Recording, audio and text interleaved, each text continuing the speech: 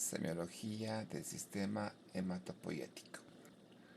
Este sistema se compone de numerosas células ubicadas en la médula ósea, tejido linfático y sistema retículo endotelial, a los cuales debemos agregar las células circulantes.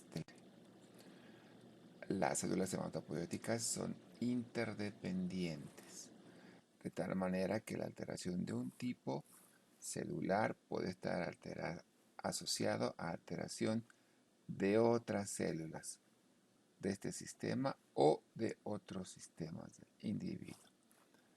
Las afectaciones de los leucocitos pueden tener relación también con afectación de las plaquetas. La característica de este sistema se puede resumir que está diseminado por todo el cuerpo humano. Proviene de una célula pluripotencial. Todos sus componentes tienen una alta tasa de replicación y tienen una cooperación importante entre ellos. Los linfocitos, leucocitos tienen una comunicación muy importante en la defensa de nuestro cuerpo. Cada componente tiene reservas. La médula ósea y el bazo son importantes fuentes de reservas. Este sistema tiene una característica. Es un sistema de defensa. Al estar diseminado por todo el organismo, su función es defender de manera específica contra específicamente ciertos microorganismos y de manera inespecífica también. Pero su excesiva función puede ocasionar daño en los tejidos, daño tisular.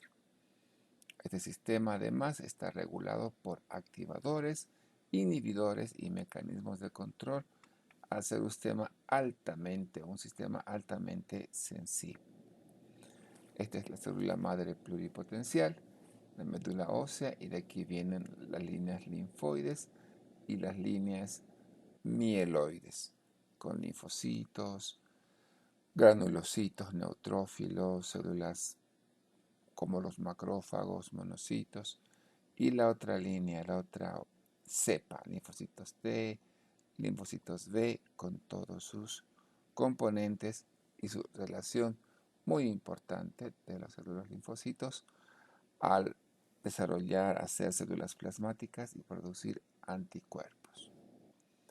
Este sistema puede ser valorado a través de la semiología, y la valoración de este sistema básicamente se realiza en base a la sintomatología que tiene el paciente. Y posterior a conocer la sintomatología, se hace necesario comprobar la información y las verdaderas limitaciones o afectaciones que causa la enfermedad en la vida diaria. Es necesario en posibles enfermedades de este sistema la anemia, la policitemia, las alteraciones de los leucocitos, las alteraciones del sistema reticuloendotelial, los desórdenes hemorrágicos o de la coagulación y las alteraciones de las plaquetas. La presentación clínica de las enfermedades de la sangre tienen un amplio espectro y pocos signos y síntomas que puedan orientar a una enfermedad hematológica al paciente o al médico. No puede estar cursando con una anemia severa, un linfoma de Hodgkin y una trombocitopenia. Y al inicio de estas enfermedades va a haber pocos síntomas. En la progresión van a ser más evidentes, pero en un inicio se hace difícil de percibirlas o diagnosticarlas. La enfermedad puede presentarse en cualquier otro sistema del cuerpo humano y además se puede presentar como una falla hematopoietica. Los padecimientos hematológicos se dividen en deficiencias cuantitativas, excesos cuantitativos y defectos cualitativos. Deficiencias cualitativas y cuantitativas. Insuficiencia de la médula ósea o conocida también como pancitopenia. Esta patología se caracteriza por anemia, una hemoglobina menos de 12, granulocitopenia, neutrófilos menos de 1500 por milímetro cúbico, trombocitopenia, plaquetas menores a 150.000 por milímetro cúbico. La clínica va a depender de la severidad del proceso y el compromiso de los órganos afectados por la hipoxia tisular. Una de cansancio, de fatiga y muy prevalente la anemia en personas mayores. La anemia, su severidad está relacionada al nivel de hemoglobina. Hemoglobina hasta 10 gramos por ciento, da síntomas por ejercicio o fiebre, por aumento de la demanda de oxígeno o por oxigenación inadecuada. La anemia entre 8 y 10 gramos ya da palpitaciones en reposo, causa alteraciones importantes en la actividad diaria del paciente.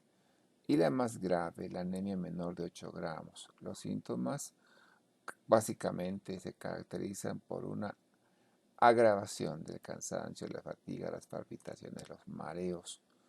En este tipo de pacientes se debe buscar sangrados activos, neoplasias, hemólisis, falla medular o enfermedad crónica complicada con deficiencia de hematina, con un desprendimiento importante y con dolor.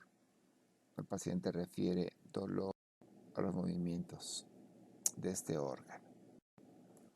La anemia incluye en todos sus estudios la búsqueda de deficiencia de folatos, las cuales se requieren para la síntesis de ADN y por lo tanto para maduración normal de las células rojas. Debemos buscar el déficit de folatos por disminución en ingesta de verduras y levaduras, un tipo de deficiencia nutricional, y por la anemia macrocítica ictérica originada en hemólisis intramedular, lengua lisa, conquilitis y aumentos de bilirrubina. Aquí tienen la deficiencia, la anemia conocida por deficiencia de vitamina B12 o anemia perniciosa. Es un padecimiento autoinmune que impide la absorción de vitamina B12 en el ileón. Terminar en pacientes mayores de 40 años. Estos pacientes van a tener fatiga, mucosas pálidas, la pérdida del apetito, palpitaciones, frecuencia cardíaca acelerada, dolor en el pecho, adormecimientos en los nervios, constipación intestinal, disminución del volumen muscular y falta de aire en los pulmones. Otra alteración de este sistema es la falla hemostática. No olvidemos que en el cuerpo humano hay una normalidad, hay un balance entre factores que impiden el sangrado, la coagulación, y hay factores que promueven la trombosis, la fibrinólisis. Los vasos sanguíneos, las plaquetas y los factores de coagulación y de fibrinólisis interactúan activamente para mantener una circulación fluida de la sangre. Este es un equilibrio permanente todos los días, las 24 horas. Estos factores tienen que tener un balance y un equilibrio. Pero la falla puede originar este tipo de trastornos, anormalidades en el lecho vascular que pueden producir púrpuras en ausencia de trombocitopenia, es decir, hemorragias epiteliales, claramente visibles por hematomas, lesiones equimóticas en las extremidades de los pacientes. La púrpura senil visible en ancianos no se asocia a la trombocitopenia, se debe al adelgazamiento de la piel y pérdida de soporte del colágeno de los capilares dérmicos. Y otro factor importante, la deficiencia de vitamina C o escorbuto. Otra falla hemostática, la trombocitopenia. Estos pacientes tienen sangrados, hematomas, petequias en todo el cuerpo. Al mínimo contacto o golpe tienen este tipo de reacciones y se debe a un recuento plaquetario menor a 150.000 plaquetas por milímetro cúbico. Las plaquetas lo que hacen es detener el sangrado reparando el endotelio lesionado. En estos pacientes no hay el número adecuado de plaquetas, y de acuerdo al número de plaquetas se va a hacer más grave los síntomas y los signos. Las plaquetas menores de 50 van a dar signos graves, más evidentes por debajo de 20.000. Vamos a ver gingivorragia, sangrado por las encías, epistaxis, sangrado nasal, sangrado gastrointestinal, sangrado por las vías urinarias y sangrado fatal en órganos vitales. Hablamos de corazón, cerebro, eh, sobre todo, que pueden causar la muerte del paciente. Otra falla hemostática importante son las hemofilias, deficiencia hereditaria de factores de la coagulación, 8, hemofilia A, 9, hemofilia B, y FON y el factor de Von-Willebrand.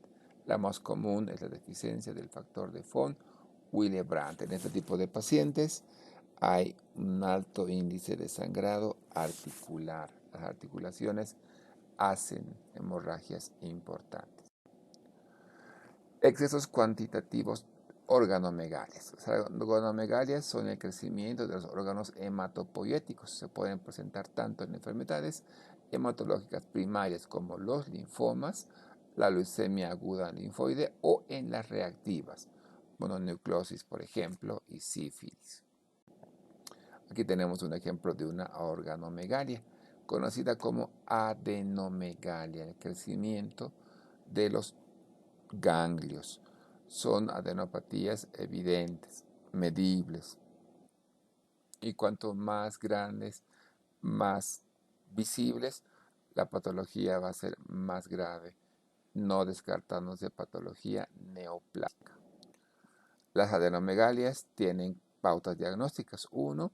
El sexo. Las enfermedades mieloproliferativas son más comunes en hombres. Las adenopatías axilares en mujeres mayores, como el cáncer mamario.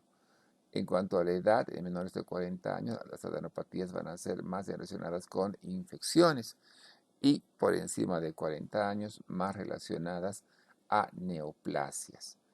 Entonces, el sexo más común en hombres, las enfermedades proliferativas, patología mamaria, adenopatías axilares, cáncer mamario más común en mujeres por encima de 40 años. El riesgo por encima de esa edad, el riesgo mayor de neoplasias y por debajo, riesgo de infección.